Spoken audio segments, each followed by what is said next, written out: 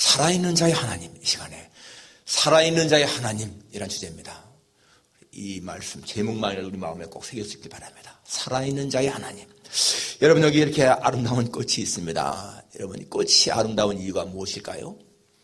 꽃은 하나님이 주신 빛깔, 색깔, 자태, 모양, 향기를 마음껏 발산합니다. 그래서 보는 사람들로 하여금 평안을 주고 기쁨을 주고 또 마음에 행복을 느끼게 하는 것, 이게 꽃의 모습이 아니겠습니까? 그런데 여러분, 꽃이 그렇게 아름다움을 이렇게 발산할 때는 언제예요? 살아있을 때입니다. 살아있을 때. 여러분, 지금 이 꽃이 살아있을까요? 죽었을까요? 이렇게 빛깔이 아직도 색깔이 싱싱하니까 살아있잖아요. 사실 엄밀히 말하면은 뿌리에서 잘렸으니까 사실은 지금 죽어가고 있는 거 아니겠습니까? 그래도 아직은 살아있으니까 이렇게 아름다운 빛깔, 색깔을 발산하고 있습니다. 사람도 마찬가지입니다. 사람도 생명에 붙어 있을 때, 생명에 뿌리 박고 있을 때는 아름다운 거예요. 여러분, 지상의 모든 것들은요, 하나님이 다 아름다움을 주셨습니다. 하나님이 모든 것을 지으시되 때를 따라 아름답게 하셨고 라고 했죠. 전도서 3장 11절에 God has made everything beautiful in His time. In His time. 그때 여러분, 살아있을 때 아름다운 거예요. 죽으면 아름답지 않습니다. 여러분, 꽃이 시들어 보세요. 얼마나 추합니까? 살아있으니까 향기도 발할 수 있고 아름다운 빛깔을 발할 수 있는 거예요. 이 세상의 모든 하나님이 창조한 것들은 다 하나님이 주신 빛깔, 색상, 자태, 모양이 다 있습니다. 그걸 아름답게 발산하면 다 아름다운 거예요. 사람도 마찬가지입니다. 사람도 하나님이 주신 그 색상, 빛깔 다 있습니다. 인격의 향기가 있잖아요. 죽으면 추한 것입니다. 여러분, 사람의 생명의 근원 어디입니까? 하나님이 우리의 생명의 근원 아니겠습니까? 하나님에게 뿌리박고 있는 그런 사람이 된다는 것입니다. 골로새서 2장에 보게 되면은 그러므로 너희가 그리스도의 주로 받았으니 그 안에서 행하되 그 안에 뿌리를 박으며 라고 나오죠. 그리스도 예수님을 주님으로 받았으니 그 안에 뿌리를 박으라. 예수님에게 뿌리 박은 그러한 인생은 마치 시냇가에 심겨진 나무처럼 철을 따라 열매를 맺고 잎사귀가 푸르고 싱싱하다는 거예요. 우리는 어디에 뿌리 박고 있느냐 하는 것이 너무 중요합니다. 성경은 말씀합니다. 아들이 있는 자에게는 생명이 있고 하나님의 아들이 없는 자에게는 생명이 없느니라. 아들이 있는 자에게는 생명이 있다. 예수님을 믿는 자에게는 생명이 있고 하나님의 아들 예수님을 믿지 않는 자에게는 생명이 없다는 거예요. 누구든지 그리스도 안에 있으면 새로운 피조물이다. 이전 것은 지나가느니 보라 새 것이 되었도다. 예수님 안에 뿌리 박고 있는 사람은 새로운 피조물, 뉴 크리에이션, 뉴 크리에이션이고 예수님 밖에 있는 사람들은요, 올드 원인 거예요, 올드 원. 우리에게는 올드 원은 지나갔죠. 뉴 has come. 새로운 것이 왔다. 우리는 예수님에게 뿌리 박는 그런 인생을 산다는 것입니다. 여러분, 오늘 이 본문에 보게 되면 이 사도계인들이 예수님을 함정에 빠뜨리려고 지금 부활 문제를 들고 나오죠. 그런데 바로 그 앞에 보게 되면은 서기관들과 대제사장들이 19절부터 보면 서기관들과 대제사장들이 예수를 갖다가 함정에 빠뜨리려고 세금 문제 들고 나옵니다. 세금 문제. 가이사에게 세금을 바치는 것이 옳습니까? 옳지 않습니까? 여러분, 유대인들에게 이 세금 문제는요, 보통 아주 예민한 문제예요. 보통 문제가 아닙니다. 왜냐하면 그 당시에 이 티베리우스 황제가, 로마의 황제가 인두세를 바치게 했습니다. 인두세. 이거는 16세부터 65세까지 모든 성인들에게 다 세금을 바치는 건데 이게 가난한 사람들한테는 굉장히 부담이었습니다. 그리고 그건 재정상의 문제만이 아니라 세금 바치는 문제는 종교적인 문제인 거예요. 유대인들에게는 하나님만이 유일한 왕이신데 다른 이방 왕에게 세금을 바치라, 이거 종교적으로 안 맞는 겁니다. 그래서 열렬한 유대인들, 이 셀로다원들, 이런 사람들은 세금 바치는 것도 거부하고요. 그리고 자주 반란을 일으키잖아요. 반란. 그러니까 여기서 지금 예수님에게 세금을 바쳐야 합니까? 말아야 할까요? 이 문제는요, 단순한 문제가 아닌 거예요. 이게 만일에 맞아 예수님이 바치라고 하면 어떤 일이 생기겠습니까? 그러면은 이거는 매국노야. 민족 배반자인 거예요. 이건 열렬 그러한 당원들에 의해서 아주 미움을 받게 되는 것이고 직무를 당할 수 있는 그런 것입니다. 그리고 세금을 바치지 말라고 하면 어떤 일이 나겠습니까? 이거는 로마 황제의 명령에 거역하는 거 아니겠어요? 당연히 누가복음 23장에 보고는 이 사람들이 예수님을 고발할 때 이렇게 말하지 않습니까? 우리가 보니 이 사람은 백성을 미혹하고 가이사에게 세금 바치는 것을 금하고 자칭 그리스도 왕이라 하나이다. 예수님을 고발할 때에 세 가지가 그거잖아요. 사람들을 미혹한다. 가이사에게 세금 바치는 것을 금한다. 자칭 왕이라고 한다. 이게 고발 조건이었는데 여러분 예수님은요. 세금 바치지 말라고 한 적이 없습니다. 그런데 그들은 그렇게 거짓으로 고발했어요. 그러니까 이 가이사에게 세금 바치지 말라고 하면은 이거는 로마 법에 어긋나는 거예요. 그럼 당연히 빌라도에게 고발해서 처벌받을 수밖에 없다는 것입니다. 자, 이렇게 이 사람들은 예수님을 어떻게 대답하더라도 그냥 함정에 빠지게 그러잖아요. 그런데 예수님이 데나리온 하나 가져와라. 이 화상과 글이 누구의 것이냐? 가이사의 것입니다. 그럼 가이사의 것은 가이사에게, 하나님의 것은 하나님에게. Give to Caesar what is Caesar's. To God what is God's. 가이사의 것은 하나님, 가이사에게 주고 하나님의 것은 하나님에게 주어라. 여러분 예수님의 이 말씀은요. 로마의 법도 지키고 유대법도 지키는 진짜 기막힌 대답이잖아요. 이 사람들이 질문할 적에는 바칠까요 말까요? 바치라고 해도 걸리고 말라고 해도 걸리는 이런 올무였는데 예수님은요 그걸 아주 기가 막히게 피하시면서 로마법에도 충실하고 유대법에도 충실하게 가이사의 것은 가이사에게 하나님의 것은 하나님에게 바쳐라 그러잖아요. 그들이 전혀 예상하지 못했던 대답이었습니다. 정말 이렇게 대답할 수 있는 거 하나님의 아들이 아니면 할 수 없는 거잖아요. 그러니까 그들이 그냥 이제 떠나가 버린 거 어찌할 수가 없어가지고 어떻게 책잡지 못하고 떠나갔다. 그 다음에 이제 이 부활 문제를 가지고서 이렇게 이 사람들이 왔습니다. 이 사람들이 누구냐 하면은 부활이 없다고 주장하는 사두개인들. 여러분 그 당시에 유다는 바리새파, 사두개파, 에세네파 이런 파들이 있었잖아요. 그런데 바리새파는 그래도 보수주의자예요. 이 사람들은 바리새인들은 천사도 믿고 영도 믿고 내세도 믿고 부활도 믿고 이런 사람들인데 이 사두개인들은요 다 반대예요. 영도 안 믿고 천사도 안 믿고 내세도 안 믿고 부활도 안 믿는 사람들인 거예요. 자, 이 사람들이 와서 지금 예수님에게 질문하는 거예요. 부활 문제로. 이 사람들은 전부 다가 대개가 이 제사장 계급입니다. 유다 사람들 중에서 귀족 계급인 거예요. 귀족 계급. 부자들이 많고. 그러니까 사내들인 공회원들이고. 그러니까 그 당시에 권력을 잡은 사람들이거든요. 너무 웃기지 않습니까?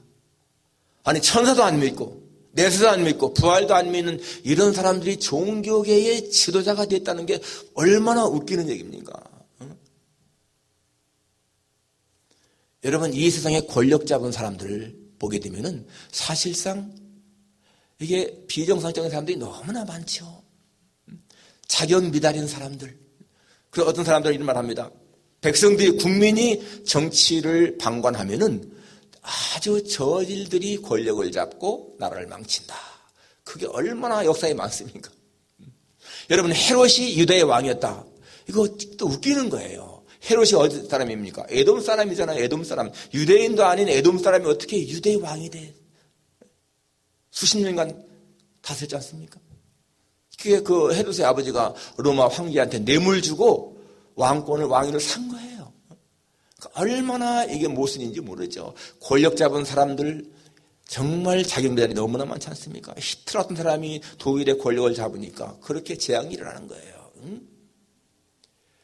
그러니까 자격미달인 사람이 권력을 잡으면은 재앙인 거예요. 재앙. 지금 베네수엘라든지 뭐 아르헨티나든지 옛날 필리핀이라든지 다 그렇지 않습니까? 우리 조선시대 역사를 봐도 여러분 조선시대에 아주 3대 무능한 왕이요. 선조, 인조, 고종입니다. 이 사람들이 왕이 있을 적에 나라가 얼마나 피폐됐습니까? 선조 같은 사람은 일본이 쳐들어올 거를 좀 이렇게 사진을 보내서 정탐했는데 그 정사 황윤길의 보고는 전쟁이 일어날 것 같습니다. 방비해야 됩니다. 김성일 부사는 안 일어납니다. 부사의 말 듣고는 방비도 안 했잖아요. 그 전쟁이 일어나니까 침범해 오니까 그 충성스러운 이순신 장군을 시기해서 파면시켜버리고요. 자기만 살려고 쫙 도망가잖아요. 의주로. 의주까지 간다만 문제가 아니고 거기서요. 중국 넘어가려고 요동으로 넘어가려고 자기만 혼자 살겠다고. 정말 그 당시에 신하들이 강력하게 반대했으면요. 그냥 넘어갔을 거예요. 중국으로. 그때 신하들이 뭐라고 하는지 아세요? 폐하여. 왕이 중국 넘어가면은 왕은 조선의 왕이 아니고 평민입니다. 평민. 그래서 못 넘어갔던 거예요. 얼마나 어리석고 무능한지 모르죠. 그러니까 정치가들이 그렇게 참 자격이 없는 사람들이 되니까 문제가 되는 거예요. 여기 사내들인 여러분 보세요. 이 사람들이요 종교 지도자들인데 어떻게 부활도 안 믿고 천사도 안 믿고 내세 안 믿는 사람들이 이렇게 정치 이 종교계를 잡고 있어요.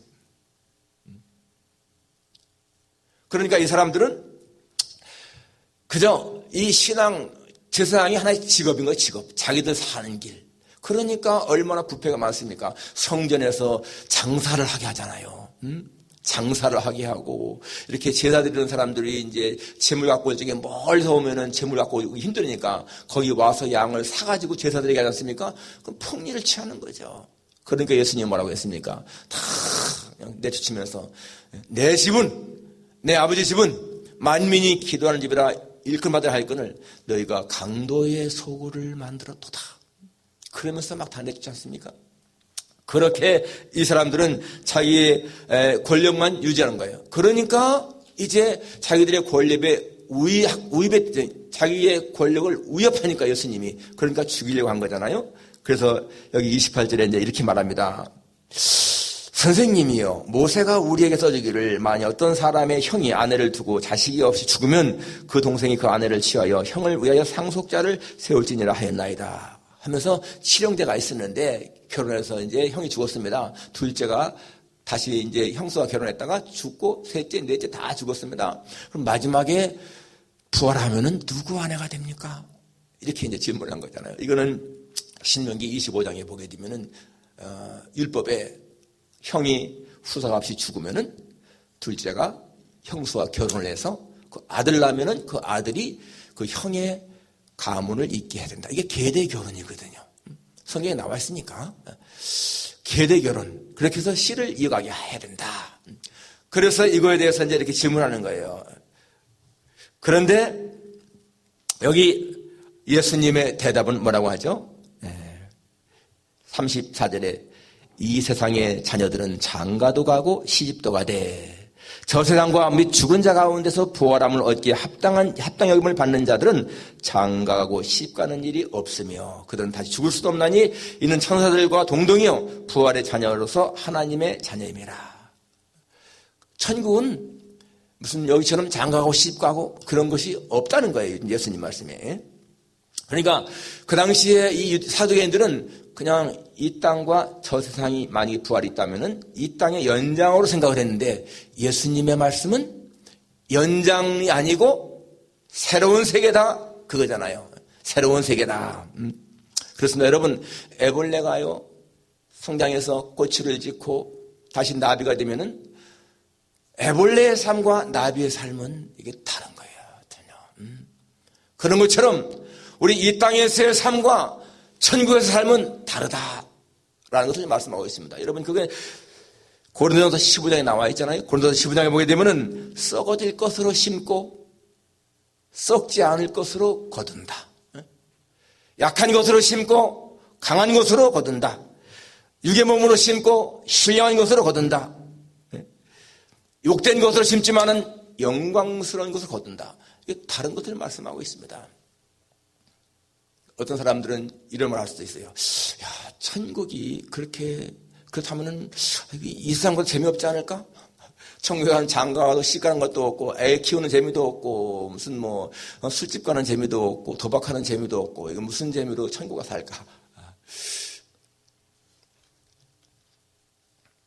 여러분 어릴 적에요. 저는 그런 경험을 했는데 어릴 적에 굉장히 재미있게 노는데 나이 많은 형들이 와가지고 같이 끼려고 하더라고요. 우리가 못 끼게 했거든요. 그때 제가 생각한 게 뭐냐면, 야, 나이가 많으면 참 재미없겠다. 우리 같이 이렇게 재미있는 노래도 못하고 나이가 어른 되면 무슨 재미로 사나? 그런 생각을 한 적이 있습니다. 저 오물 속에 있는 구더기가, 앞으로 내가 파리가 된다는데 파리가 되면은 재미없겠어. 여기같이 이렇게 좋은 환경 속에서 살지도 못하고 이렇게 좋은 냄새도 못 맡고 야, 그거 얼마나 재미가 없을까. 군뱅이가 땅속에서 내가 앞으로 매미가 된다는데 매미가 되면 참 재미없겠다. 이거 얼마나 좀 좋은 환경 속인데 매미가 돼서 재미없게 살까. 그냥 뭐 나라만 다니면서 무슨 재미가 있을까. 여러분, 그런다면은 그게 많은 말일까? 우리는 확실히 천국에 살면 모르지만은 여러분, 천국이 그렇게 무미건조한 재미없는 곳이라면요, 그게 어떻게 천국이겠습니까? 지옥이지. 우리는 천국의 실상을 자세히는 모르지만은 여러분, 이 땅에서의 삶과는 비교할 수 없이 기쁘고 행복하니까 천국인 것이지, 어떻게 무미건조하고 재미없으면 천국이 되겠어요? 오늘 지금 예수님의 말씀은 반드시 부활이 있다고 말씀하시면서 이 37절에 이런 말씀하죠. 죽은 자가 살아난다는 것은 모세도 가시나무 떨기에 관한 글에서 주를 아브라함의 하나님이요 이삭의 하나님이요 야곱의 하나님이시라 청하였나니, 하나님은 죽은 자의 하나님이 아니요 살아있는 자의 하나님이시라. 하나님에게는 모든 사람이 살았느니라. 여러분, 이 말씀은요 굉장히 중요한 말씀인 거예요. 모세가 가시떨기 나무에서 하나님 만날 적에 그때 아브라함과 이삭과 야곱은 이미 죽은 지가 500~600년이 지났습니다. 그런데 하나님이 나타나셔서 말씀하시기를, 나는 아브라함의 하나님, 이삭의 하나님, 야곱의 하나님이다. 그러면서 I am the God of Abraham. I am the God of Abraham. 이게 무슨 말이에요? I am. 시제가 중요해요. 시제. 지금 아브라함과 이삭과 야곱이 죽은 지가 500년이 지났으면은 하나님은요, I was God of Abraham. 이렇게 맞는 거거든요. 나는 아브라함의 하나님이었다. 시제가 과거에 듣는데 여기 하나님 말씀은 I am 현재, I am the God of Abraham. 나는 현재 아브라함의 하나님이다. 이 말은요, 아브라함이 지금도 살아있다는 거예요. 야곱이, 이삭이 지금도 살아있다는 거예요. 죽은 자의 하나님이 아니라는 말씀은 I was not God of Abraham이라는 거예요. 나는 아브라함의 하나님이었다가 아니라는 거예요. 현재 지금 아브라함의 하나님이다. 여러분, 이 말씀은요 정말 굉장히 중요한 말씀이죠. 그러면서 38절 마지막에 무슨 말씀하십니까? 하나님에게는 모든 사람이 살았느니라. 하나님에게는 모든 사람이 살았습니다. 아담 이후에 죽은 모든 사람들이 하나님 앞에 지금 살아있습니다. 아담도 살아있고 노아도 살아있고 사무엘도 살아있고 다윗도 살아있고요. 우리들의 선친 조상들 가운데 예수 믿은 사람 지금도 살아있다는 거예요. 한 사람 예외 없이 모두가 다 살아있다. 저희 교회에서 함께 신앙생활하다가 먼저 가신 분, 우리 또래, 우리 이덕상 집사님, 우리 안재성 권사님 지금 살아있다는 거예요. 이 교회당에 처음 들어오면서 첫 번째 천국 방송 예배드린 우리 안흥만 집사님, 아버지 안상호 집사님도 살아있다는 거예요. 우리 방재필 집사님의 어머니 이기순 권사님도 살아계시고, 재작년에 돌아가신 우리 신병식 집사님, 우리 권사님 항상 안타까워 하시는데 살아계시다는 거예요. 작년에 돌아가신 이복자 집사님 살아계시다는 거야. 하나님에게는 모든 사람이 살아있다. 주님은 이 말씀을 통해서 여러분 부활의 확실성을 말씀합니다. 자기 오라버니가 나사로가 죽어서 슬피 울던 마르다에게 예수님 오셔서 뭐라고 말씀하십니까? 나는 부활이요 생명이니 나를 믿는 자는 죽어도 살겠고 무릇 살아서 나를 믿는 자는 영원히 죽지 아니하려니 이것을 네가 믿느냐? 나를 믿는 자는 영원히 죽지 않는다. 이것을 네가 믿느냐? 여러분, 이것이요 기독교의 비밀인 거야. 이것이 믿는 자가 누리는 축복인 거예요. 우리는 확실하게 기억해야 돼요. 부활은 확실한 것이고 하나님 앞에 모든 사람은 살아있다. 한 사람도 예외 없이 하나님에겐 다 살아있습니다. 그런데 생명의 부활이 있고 심판의 부활이 있는 거예요. 영원한 생명에 나타난 사람이 있는가 하면은 영원한 저주에 나타난 사람이 있다는 거예요. 말레이시아에서 무슬림 선교하는 최 선교사님이라는 분이 계십니다. 이분의 아버지가 거의 돌아가실 때까지 예수를 안 믿었어요. 그런데 몸이 이상해서 가서 진찰을 받아보니까 폐암 말기라고 하는 판정받았습니다. 너무너무 황당하고 너무너무 놀랬죠. 그런데 이 선교사님의 고모 되시는 분이 호스피스 병동에서 이제 일을 하셨는데 그분이 그런 말을 하는 거예요. 이제는 우리가 준비해야 할 것이 있다. 준비해야 할 것. 많은 사람들 자기가 보았는데 사람들이 준비 없이 살다가 너무 당황하더라.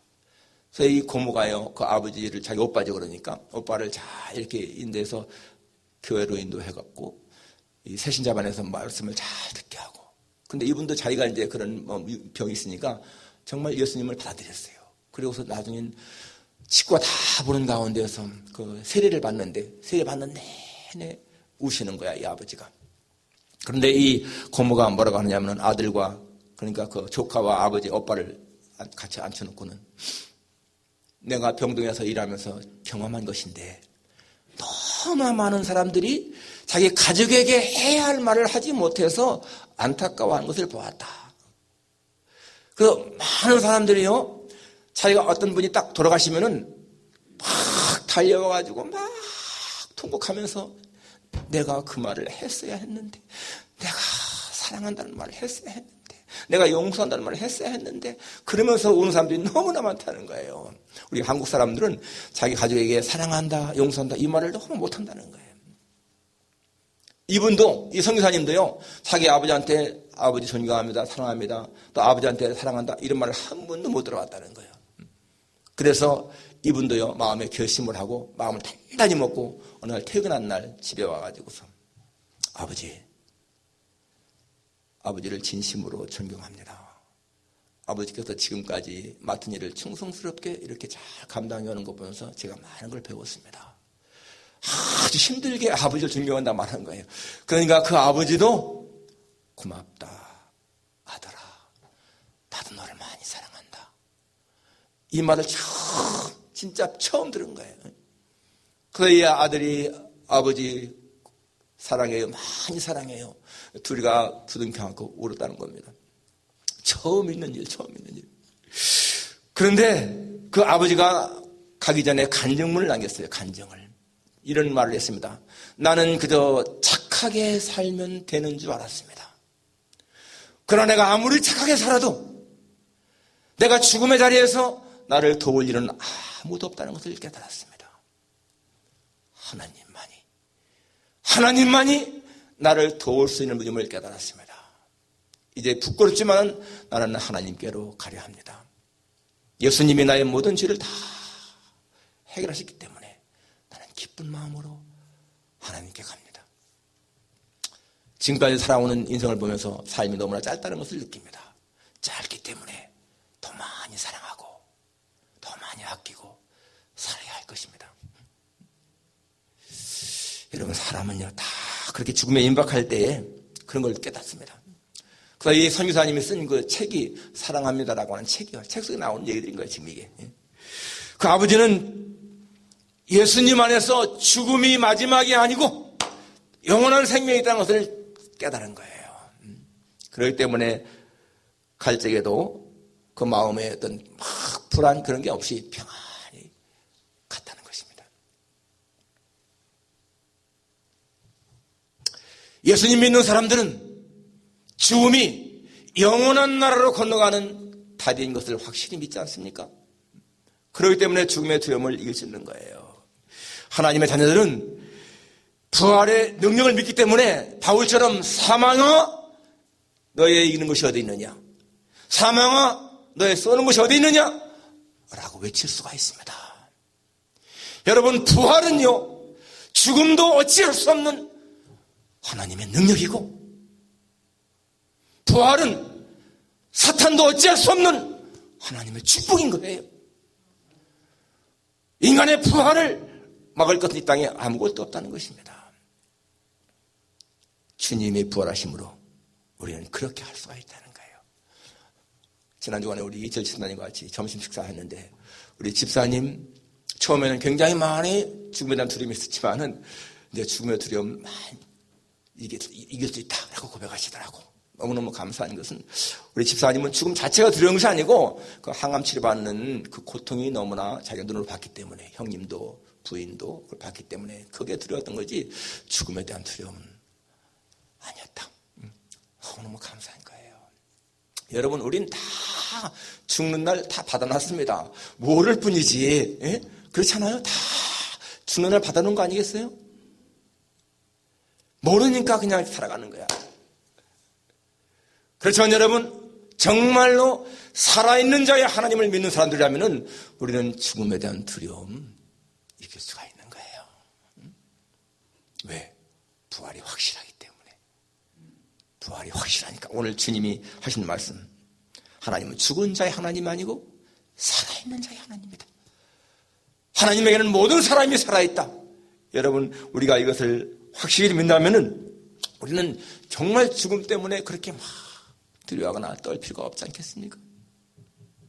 우리가 이 세상 떠날 적에 하나님은 우리를 좋은 곳으로 인도하신다고 확신. 그러니까 여러분, 이 부활신앙이 얼마나 우리의 삶을 담대하게 하는 것입니까? 정말 예수님 믿는 믿음이 얼마나 우리를 강하게 하는 것입니까?